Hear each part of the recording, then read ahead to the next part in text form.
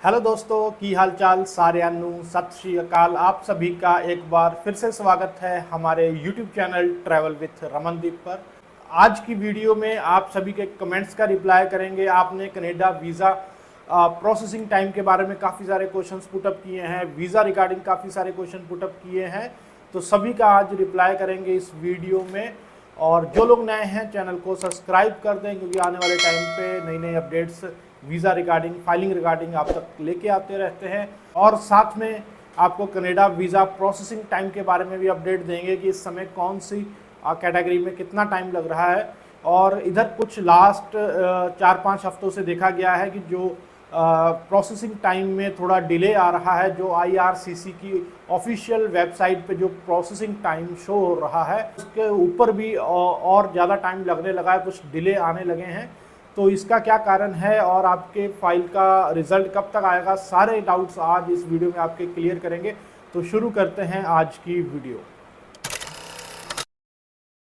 तो वीडियो की शुरुआत करते हैं कमेंट सेक्शन से, उसके बाद कनाडा वीज़ा प्रोसेसिंग टाइम के बारे में भी आपको बताएंगे। तो सबसे पहले जो कमेंट हम उठा रहे हैं वो हैं संदीप कलसी जी। ये लिखते हैं, हेलो सर, मेरा बायोमेट्रिक 29 जुलाई 2025 को हो गई थी। मेरा कनाडा का वीज़ा है सर, हस्बैंड ने कनाडा से अप्लाई किया है।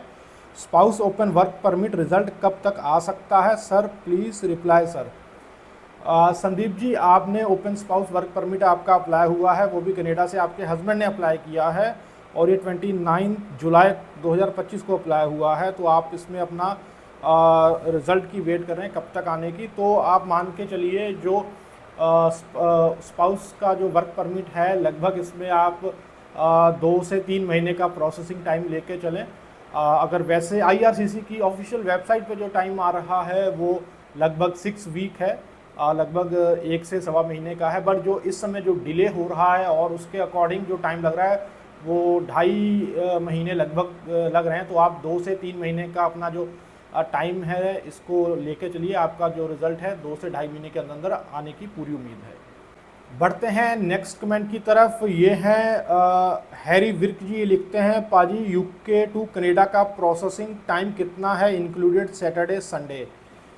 हैरी जी, इसमें आपने वीज़ा कैटेगरी कंफर्म नहीं की है कि कौन सी वीज़ा कैटेगरी पे कनाडा का प्रोसेसिंग टाइम UK से कितना लग रहा है। बट मैं अगर आपको टूरिस्ट या विजिटर वीज़े की बात करते हैं, अगर आप UK से अप्लाई कर रहे हैं कनाडा के लिए विजिटर वीज़ा, तो जो उसका प्रोसेसिंग टाइम है वो 270 डेज़ है, 270 दिन लगते हैं अगर आप UK से कनाडा के लिए विजिटर वीज़ा अप्लाई करते हैं। मान के चलिए 10 महीने लगभग आपके लगेंगे UK से कनाडा के लिए। ये काफ़ी लंबा टाइम हो जाता है। बट यूरोपियन कंट्रीज़ और UK अगर आप इसको मिलाएं तो सभी का टाइम लगभग 1 साल के आसपास का जा रहा, चाहे UK हो, चाहे जर्मनी हो, चाहे पोलैंड हो, या अदर कोई भी शेंगन कंट्री जो आ रही है, तो सबका टाइम बहुत ज़्यादा लगता है। तो UK का भी 270 दिन के आसपास का प्रोसेसिंग टाइम है, एन एवरेज टाइम। बढ़ते हैं अपने नेक्स्ट कमेंट की तरफ। ये हैं HR8 अर्जुन वाला। ये लिखते हैं, सर मेरा कॉलेज ब्रिटिश कोलंबिया में है और मेरे ब्रदर ब्रैम्पटन में, सो क्या मैं ब्रैम्पटन साइड फ़्लाइट लेकर लैंड कर सकता हूँ। आपका कॉलेज जो है वो BC में है और आप ब्रैम्पटन जाना चाहते हैं, स्टडी वीज़ा पे आपने ट्रैवल करना है।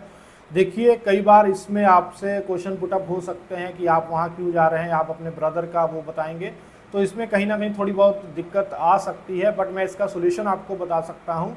आपका कॉलेज BC में है तो आप लैंड वहीं करें जहाँ आपका कॉलेज है, उसी एयरपोर्ट के जो नज़दीकी एयरपोर्ट है वहाँ पे लैंड करें। उसके बाद आप डोमेस्टिक फ़्लाइट लेके ब्रैम्पटन जा सकते हैं, क्योंकि आपने कॉलेज तो जाना ही है। चाहे आप ब्रैम्पटन लैंड करें तब भी आप BC जाएंगे, या आप BC लैंड करें तो आप अपने ब्रदर से ब्रैम्पटन मिलने आ सकते हैं। तो बेटर यही रहेगा कि आप ब्रिटिश कोलंबिया ही लैंड करें और वहाँ से आप डोमेस्टिक फ़्लाइट लेके ब्रैम्पटन, टोरंटो, वहाँ आप आ सकते हैं, वहाँ आप अपने ब्रदर से मिल सकते हैं। ये आपके लिए सबसे सही तरीका रहेगा। बढ़ते हैं अपने नेक्स्ट कमेंट की तरफ। ये है करण कुमार जी। ये लिखते हैं, सर मेरे बायोमेट्रिक 17 जुलाई को हुए थे पर वीज़ा अप्रूवल का कोई अपडेट नहीं आया है, कब तक आना है, कोई आइडिया सर, डेज़ कितने लगते हैं आने को।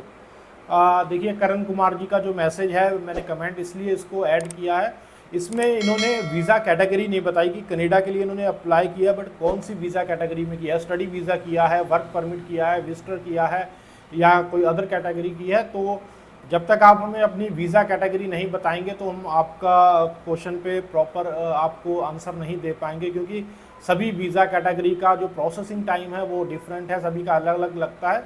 तो इसमें बता पाना मुश्किल है कि आपने कौन से वीज़े पे अप्लाई किया और आप किस वीज़े का प्रोसेसिंग टाइम पूछ रहे हैं। तो नेक्स्ट टाइम आप जब भी कमेंट करें तो अपना वीज़े के बारे कैटेगरी के बारे में बताएं कि आपने कौन से वीज़ा कैटेगरी में अप्लाई किया हुआ है। नेक्स्ट कमेंट है, ये लवप्रीत जी हैं, ये लिखते हैं biometric for study permit done on 3 July 2025 got refusal on 17 July and I have reapplied my file with certain changes on 26 July. कब तक वीज़ा आ सकता है सर, प्लीज़ रिप्लाई ज़रूर करना। लवप्रीत जी, आपका एक बार रिफ्यूज़ल आ चुका है और आपने दोबारा अप्लाई किया है।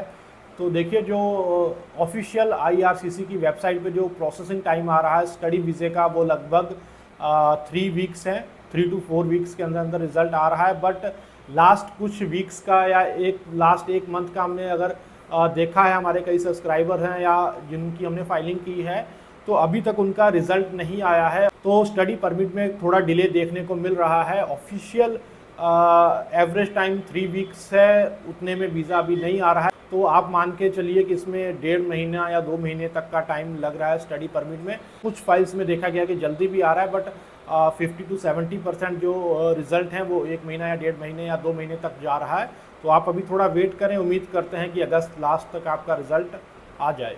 तो ये थे मेन कमेंट्स आपके जिस पे हमने रिप्लाई किया है। तो अगर अभी भी किसी के डाउट्स क्लियर नहीं हो पाए हैं तो आप हमें कमेंट्स कर सकते हैं। तो अब बात करते हैं प्रोसेसिंग टाइम पे। जो ऑफिशियल IRCC की वेबसाइट पे जो प्रोसेसिंग टाइम आ रहा है तो वो कितना है, वीज़ा कैटेगरी के साथ कौन सी वीज़ा कैटेगरी में कितना टाइम लग रहा है। तो बात करते हैं सबसे पहले स्टडी परमिट की। जो इस समय IRCC की ऑफिशियल वेबसाइट पे जो टाइम शो हो रहा है स्टडी परमिट का, अगर आप इंडिया से अप्लाई करते हैं तो वो 3 वीक्स हैं।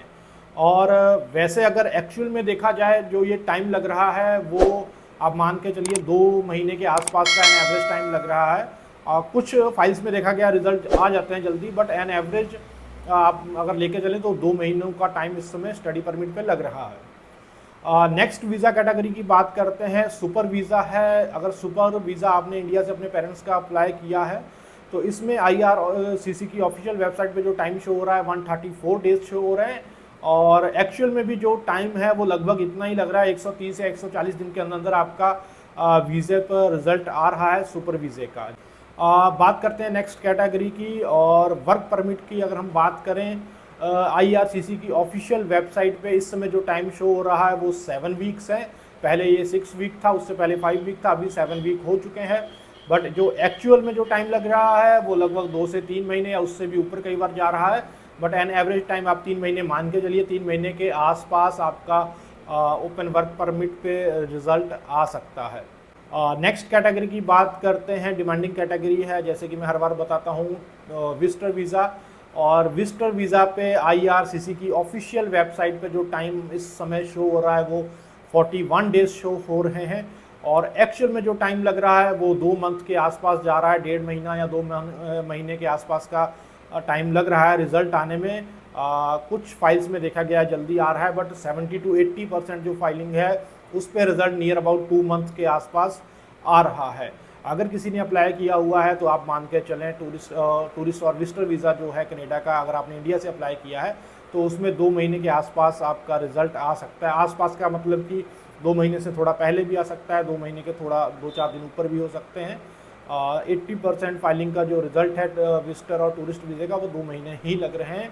10% ऐसे हैं फाइलिंग जिसमें जल्दी रिज़ल्ट आ रहा है, but an average time India से एक्चुअल में 2 महीने के आसपास लग रहा है। अगर अभी भी आपके मन में कोई डाउट रह गए हैं जो हम क्लियर नहीं कर पाए हो, या आपके कोई क्वेश्चंस हैं जो आप हमसे पूछना चाह रहे हैं, तो आप हमें कमेंट बॉक्स में कमेंट कर सकते हैं। इंस्टाग्राम की भी लिंक डिस्क्रिप्शन में डाल दूंगा, आप वहां जाके भी हमें मैसेज कर सकते हैं। टिल देन चैनल को सब्सक्राइब कर दें, वीडियो को शेयर कर दें। मिलते हैं नेक्स्ट वीडियो में बहुत जल्दी। Thank you.